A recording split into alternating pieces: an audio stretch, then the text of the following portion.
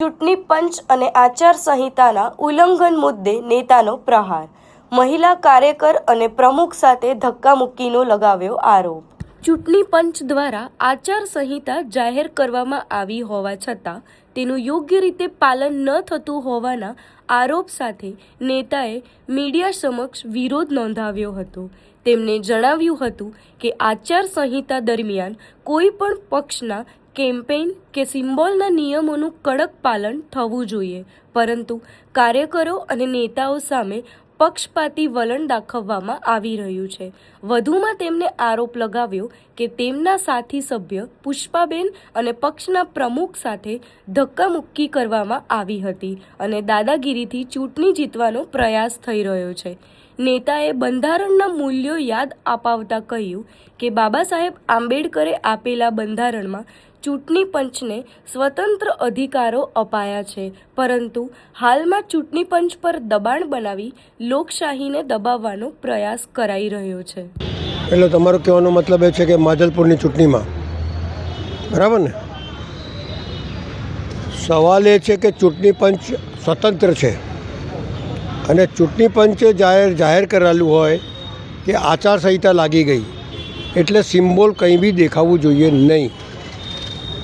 જો એમના કાર્યકર્તાઓ આ સિમ્બોલ પહેરીને ફરતા હોય તો એક એક કાર્યકર્તા ઉપર કેસ થવો જોઈએ, કારણ કે ફેર ઇલેક્શન કરવું હોય તો આચારસંહિતાનું પાલન કરવું જોઈએ, પછી અમારી પાર્ટીનો હોય કે એમની પાર્ટીનો હોય।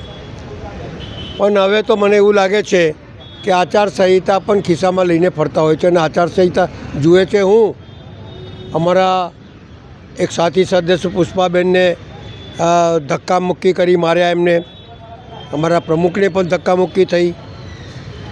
સવાલ એ છે કે તમે દાદાગીરીથી ઇલેક્શન જીતવા માંગો છો અને એવું કરવાનું હોય તો પછી ઇલેક્શન જ શું કામ આપો છો? કહી દો અમે જીતી ગયા છે। એટલે લોકશાહીને દબાવવાની કોશિશ, એના કાયદાને હનન કરવું અને ચૂંટણી જીત્યા પછી અમે જીતી ગયા છે। તમે જીતી નહીં ગયા, તમે હારી ગયા છો। આટલા બધા લોકો તમારા છેલ્લા દિવસે આવે અને ઘરે ઘરે ફરે, ઢોલ વગાડે, તો કયા કાયદામાં લખ્યું છે કે તમે ઢોલ વગાડીને લોકોને જગાડો?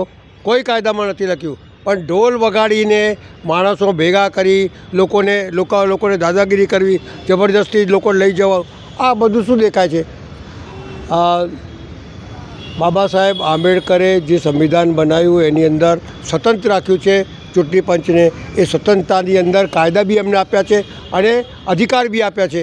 એ ચૂંટણી પંચ જો અધિકારનો ઉપયોગ કરે તો આવું કશું થાય નહીં। પણ ચૂંટણી પંચ બી દબાઈ ગયું છે, લોકોને પણ દબાવવા માંગે છે, પાર્ટીઓને પણ દબાવવા માંગે છે અને હેમ કેમ પણ સત્તા છોડવી નથી, એ નરી આંખે દેખાય છે એવું મારું માનવું છે।